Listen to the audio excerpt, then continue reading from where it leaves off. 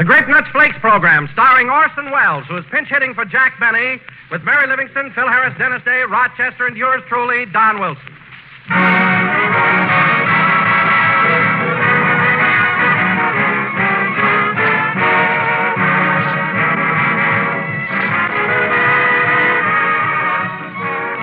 Tonight I'm the original glad man, friends, for aren't we all glad to get news of a thrifty, swifty, appetizing breakfast dish for these up-and-at-'em early mornings?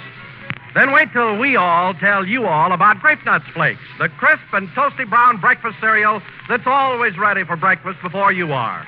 And ready-to-eat Grape Nuts Flakes are as temptingly good to eat as they are easy to serve. It's your old friend of the famous Grape Nuts flavor, you know, turned out in delectable, crisp, and crunchy flake form. With that same malty, rich, sweet-as-a-nut goodness, a flavor that makes Grape Nuts Flakes America's fastest-growing breakfast cereal. And think of this, too, homemakers. Every time you buy a big 12-ounce economy package of Grape Nuts Flakes, you're saving on ration stamps because you don't need them, not for thrifty, plentiful Grape Nuts Flakes.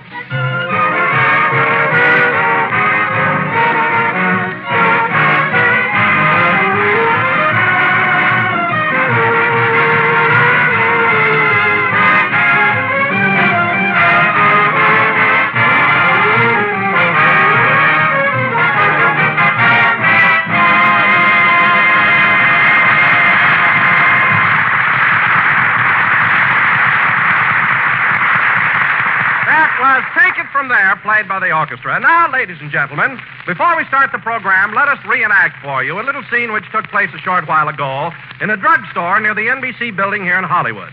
The time exactly 15 minutes before this broadcast. Take it away, drugstore. One tuna fish on whole wheat. One tuna fish coming up. Gosh, it's crowded in here. Say, Don, do you think I have time for a sandwich before the show? Why, yes, Mary, if you hurry. I think I'll have a dish of Tutti Frutti ice cream myself. Watch it, Don. If you put on one more chin, you can throw away your vest. No kidding. Now, Mary, will you stop ribbing me about my weight? I'm not so heavy. Go on. Every time you step into an empty elevator, the operator says, "That's all, please," and up you go. Oh, Gilroy. What'll it be, Mary? Just a sandwich. I'll have a hamburger. A hamburger? Yes, ma'am. Oh, Radcliffe? Yes, Gilroy. Hitch old Dobbin to a bun. You want something else, Mary? No, that'll be all. Would you mind taking my order, Bud? Gladly. What do you have, Wobble Tummy? Well, I'll have a dish of ice cream, please. Make it Tutti Frutti. You can have Tutti, but there's no more fruity for the duration. How's that, Radcliffe? Gilroy, you're really bumping your gums now.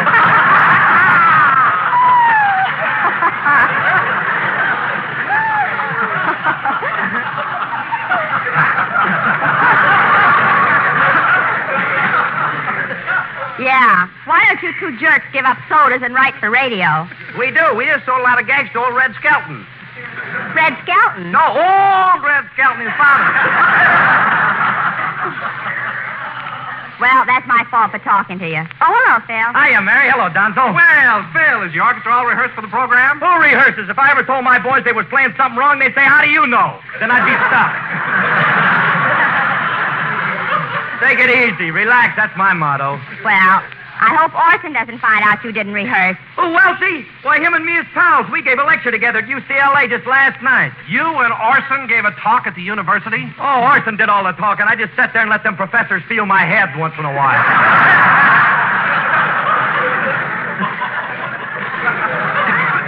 What? No, so. You should have been there. I tried to pull a couple of gags and Orson wrapped me on the bean with his pointer. Get a load of this lump up there. What'll it be, Twitch? A promo seltzer? No, thanks. I had one across the street. I just came in here to burp. Is that a Lulu? Oh, you and your Lulus. Say, Gil, is this man annoying you? No, Radcliffe. Put down that cupcake. Oh, that Radcliffe's really a demon. Oh, hello, Dennis. Hello, Miss Livingston. Say, how's the hamburger you're eating? All it needs is a jockey. Gosh, Mr. Harris, where'd you get that big lump on your head? From Orson Welles, that's who. Orson Welles. You want something to eat, Dennis? You better order. Now, what do you want? I think I'll have the special sandwich. Peanut brittle on whole wheat. You mean peanut butter. No, look, it says right here, peanut brittle. That's a misprint, kid. I'll bring you a peanut butter sandwich. Nothing doing. It says peanut brittle here, and that's what I want. Now, listen. I know my right? Dennis, if I wasn't a lady, I'd knock him right off that stool. Now behave yourself. Hey, kids, get a load of who's coming in. It's Miss Harrington, Orton's secretary. Hello, Miss Harrington. Hello, young man. Good afternoon, everybody. Hello, Butch. By the way, Miss Harrington, how's Mr. Wells feeling today? Oh, he's in a splendid mood. He found his yo-yo under the dresser. What's your order, ma'am? I want this place tidied up and this counter cleared. Mr. Wells is about to honor this hash house with his presence. Yes, ma'am. And incidentally, young man, when did you put on that shirt you're wearing? In 1937, when I left Stratford, Connecticut. Well, change it immediately. Yes, ma'am. And as for your gruesome friend with the wide part in his hair...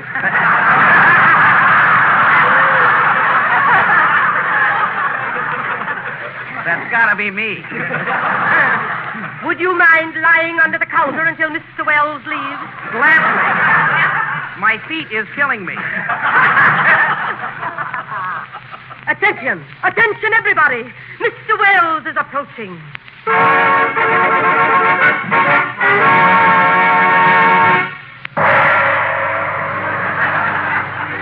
Good afternoon, everybody. This is Orson Welles.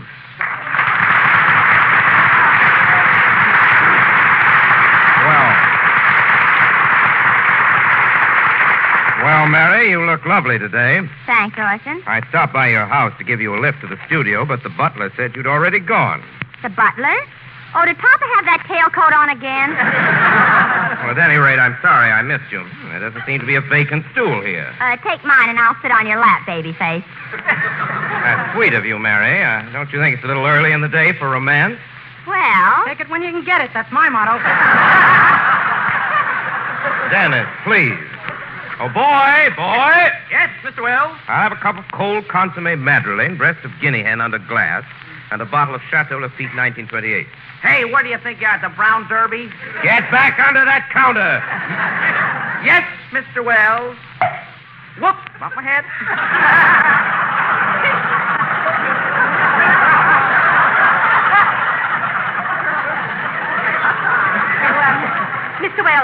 Mr. Wells, I don't think you'll have time to eat. We're due on the air in a few minutes. Oh, very well. By the way, did you pick up the sketch we're doing on the program tonight for Mr. Benny's writers? Here it is, Mr. Wells. Would you mind okaying it? Not at all. Oh, no. Now, that's awful. Miss Harrington, take this out in the alley and burn it immediately. Yes, Mr. Wells. Burn the script. but Orson, what are we going to do for a play tonight? I shall write one myself. Hey, Mr. Wells, if you're looking for a comedy sketch, my partner and I wrote one that's terrific. Yes, dynamite. Get back under that counter. Yes, Mr. Wells.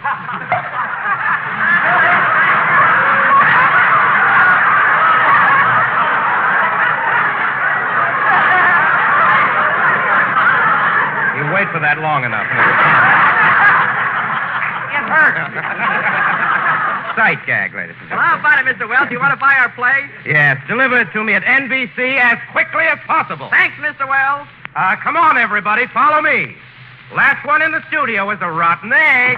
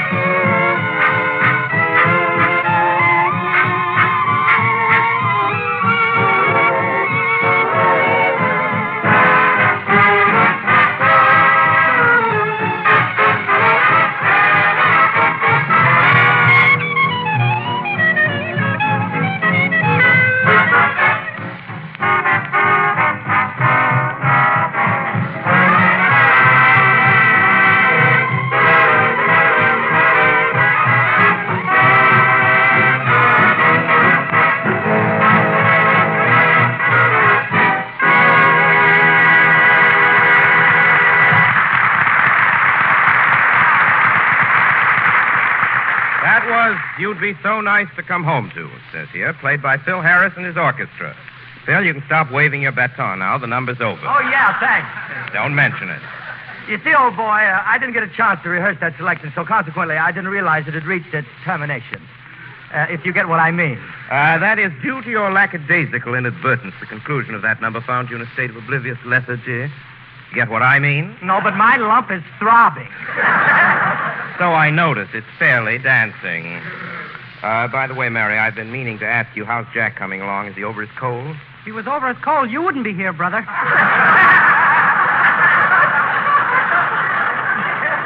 Dennis? Yes, Jack is much better, Orson. He's resting at the Arizona Biltmore in Phoenix. The Arizona Biltmore? Isn't that rather expensive for Jack? Expense means nothing to him. He was delirious when he checked in. That must be the reason. You know, fellas, I got a postcard from Mr. Benny this morning. He asked me to send his golf bag right away. His golf bag? Say, the old boy must be getting better if he wants to play a little golf. What do you mean, golf? If I know Benny, he landed a job picking grapefruit. Now, wait a minute, Mary. Let's all be fair to Jack. He doesn't think of work all the time. Of course not. Jack can relax and enjoy vacation like anybody else. Oh, yeah? He took me to Catalina on the boat one time and played his fiddle all the way over. Well, that doesn't mean he was playing for money. Don't tell me. I was passing the hat. Just the same, I'm sure Jack is getting a good rest in Phoenix. Incidentally, that gives me a splendid idea. I think I'll call Jack and say hello to him. Right now? Of course, right now, Miss Harrington. Get me Mr. Benny at the Arizona Biltmore in Phoenix. Yes, Mr. Wells. Imagine talking to Phoenix, Arizona just like that. Ain't a phone a wonderful thing? It sure is. Say, Mr. Harris, who invented the telephone? Well, Alexander Graham invented the bell. The rest I don't know nothing about. Mr. Harris, the telephone in its entirety was invented by Alexander Graham Bell, which I can pronounce. Come, Miss Harrington. What's the delay on that call? Well, I have the Arizona Biltmore, but they can't seem to locate Mr. Benny. Let me have that phone, please. Hello? Hello, operator? I'd like to talk to Jack Benny. What? He's not registered. He's not a guest there. Have her look out in the lobby. Maybe he's a bellboy. Bellboy? With his flat feet, he could be the house dick. Bill, please. Now, operator, I'd like to talk to Mr. Benny. Oh, his temperature went down. He checked out. Oh, very well, I'll call him there. Goodbye. That's strange. What's the matter? Did Jack leave the Arizona Biltmore? Yes, it seems he's now stopping at the Jasmine Blossom Auto Court. The Jasmine Blossom? Hey, I just thought of something. Jasmine Blossom. That's J.B., the same initials as Mr. Benny. That's right, Dennis, and I'm sure Jack will come home with some lovely monogram towels. Miss Harrington, remind me to call Mr. Benny first thing tomorrow morning at the Jasmine Blossom Auto Court. Yes, Mr. Wells. Oh, excuse me. Come in. Well, it's those two merry madcaps from the soda fountain. Hello, fellows. Hello, Mr. Wells. Here's that comedy sketch we wrote for you. There's a little mayonnaise on it, but it's very jolly. Thank you, fellows. By the way, would you like to stay and hear your little gem? I don't know. Should we stay, Gil? We can't stay. That fat lady is waiting for her cheeseburger. Oh, yes. Let's go. Wait till I open the door. Well, let's see what they've written here. So far, nothing but mayonnaise. A little crude, but it'll get by. And now, ladies and gentlemen, for our feature attraction this evening, we are going to present a mystery melodrama entitled Death at Midnight or the Murder Case. Now, in this drama, I will play the role of Inspector Wells of Police Headquarters. Bill, you'll be my assistant, Sergeant Harris, and Dennis, you will be my other assistant, Sergeant Day. It is your duty to help me solve a horrible crime. Okay.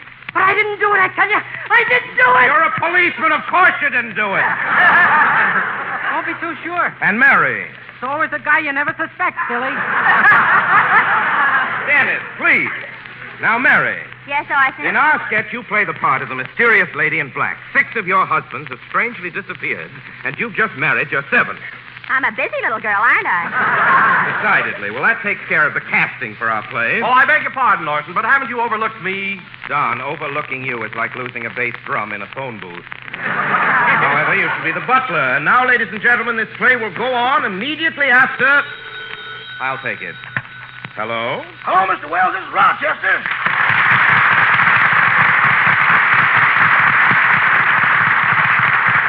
Hello, Rochester. What do you want? Mr. Wells, up to now, working for you has been a pleasure, but trouble has reared its ugly head. Trouble?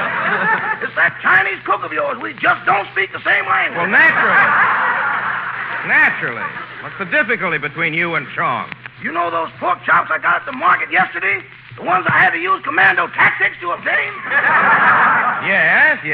Well, that cook of yours wants to cut them up into little pieces for chop suey. That's vandalism. Now, calm down, Rochester. Any man that would treat a pork chop like that would pull the chair out from under Whistler's mother.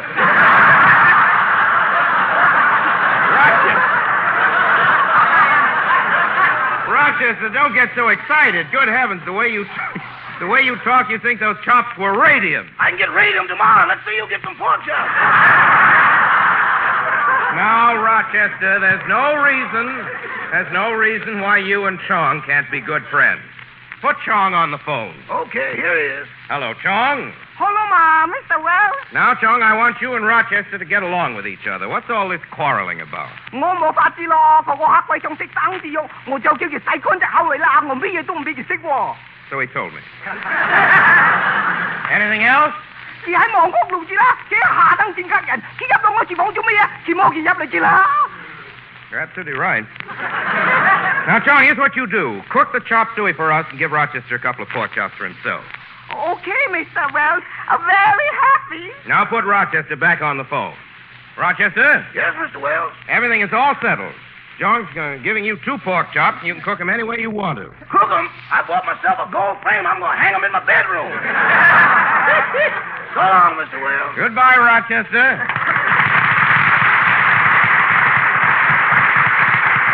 Well, I guess that's straightened out.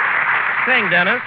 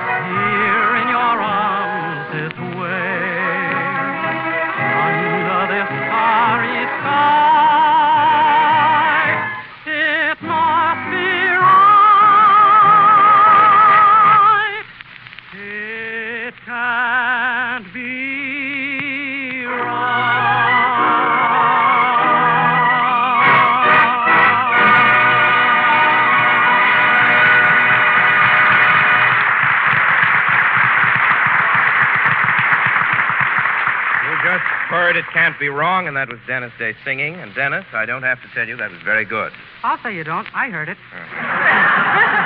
Dennis, you shouldn't pat yourself on the back like that. It's quite hammy. You should talk, brother. Got something there. And now, ladies and gentlemen, go away, Dennis. And now, ladies and gentlemen, We will present our thrilling, baffling, spine-tingling mystery melodrama, Death at Midnight. As the scene opens, we find Inspector Wells in his office at police headquarters. Curtain, music!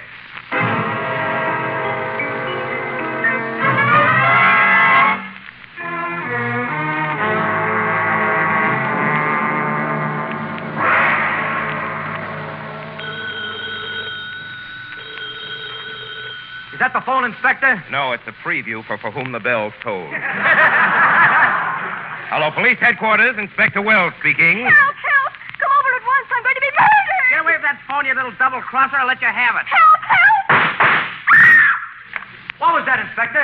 Oh, one of those gin-rummy arguments. And before I forget it, Harris, you're supposed to be a policeman. What's the idea of coming to work in those loud sport clothes? My girlfriend thinks I'm a bookmaker. That's no excuse. Now, here's your badge, your uniform, your club. Okay, where's my flat feet? On the opposite end of your flat head.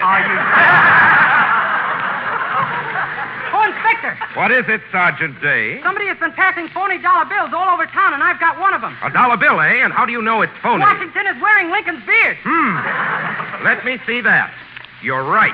And he's wearing Lincoln's hat, too. Hey, were those two guys roommates? Of course not.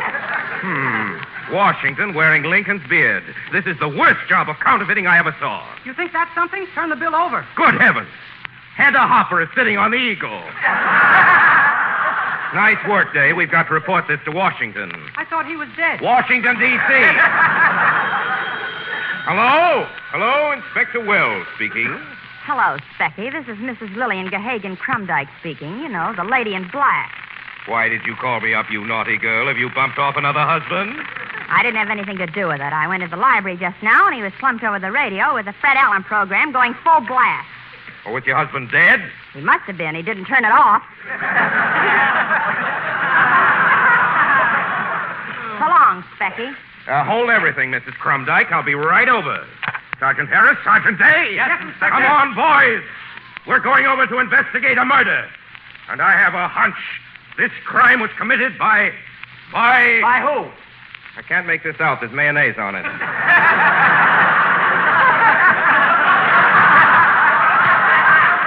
Let's go, fellows!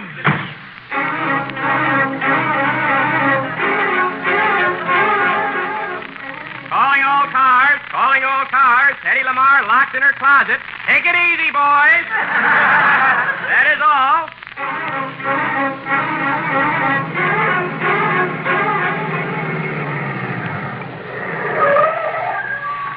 This is the house right here. Harris, Day, break down that door. Yes, sir.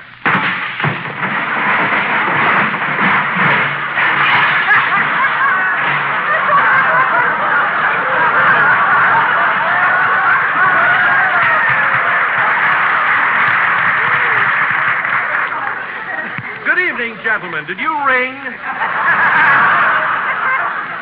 No, we didn't. We're the police. Who are you? I'm Wobble Tummy, the butler. The butler, eh? Now tell me, what do you know about this crime? I don't know anything, sir. When the murder took place, I was down at the grocery store buying a package of toasty brown sweeties and grape nuts flakes. Grape nuts flakes, eh? Make a note of that, Harris. Yes, sir. Now come clean, you. You're talking to the law. What do you know about grape nuts flakes? I know they're America's fastest-growing flake cereal, and they're famous for their malty rich flavor, and the grape nuts flakes come in a 12-ounce economy-size package. Harris, this man is concealing something. Keep an eye on him. Gotcha. Now I think I'll grill Mrs. Crumdyke. I have a hunch she killed her husband. You know that saying, cherchez la femme, don't you? No, I don't. Well, you ought to learn it. It's all the rage now. Well, the blue coats are here. Hi, Specky. Hello, Mrs. Crumdyke. Where's the body? Right here, and I'm wearing a new dress. I mean your husband's body. Oh, that old thing. It's a strange coincidence, Mrs. Crumdyke, but all of your husbands have met untimely deaths. Take your first husband, the big game hunter. What about him? You went on a hunting trip to Canada with him, and he's the first thing you shot.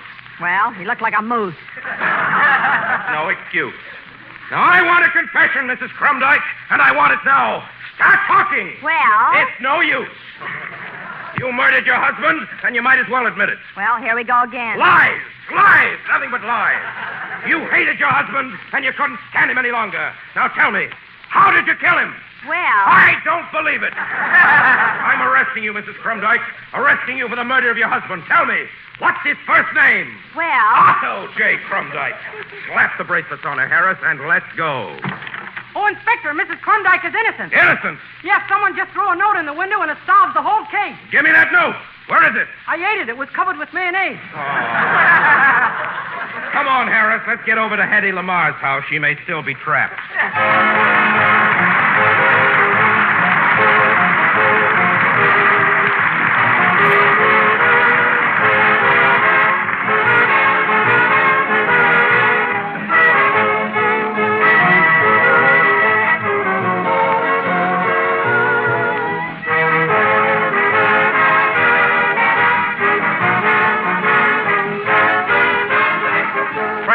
When you sit down to a big, tempting bowl full of appetizing, baldy-rich grape nuts flakes, aren't you pleased with yourself?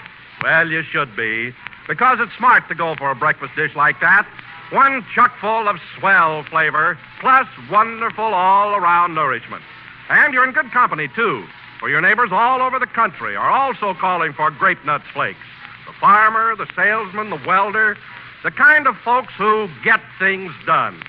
They start with a nourishing breakfast, and Grape Nuts Flakes are just that.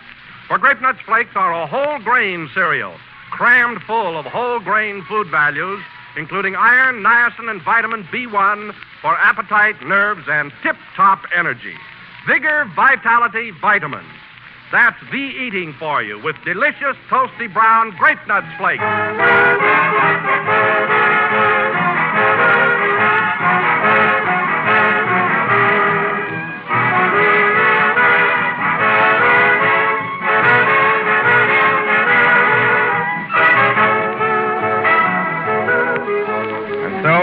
Until next Sunday night, ladies and gentlemen, this is your obedient servant, Orson Welles.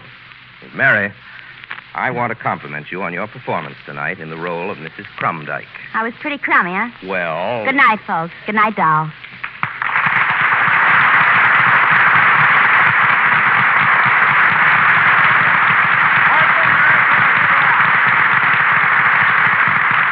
This program was written by Radcliffe Morrow and Gilroy Boulogne with mayonnaise by Orson Welles.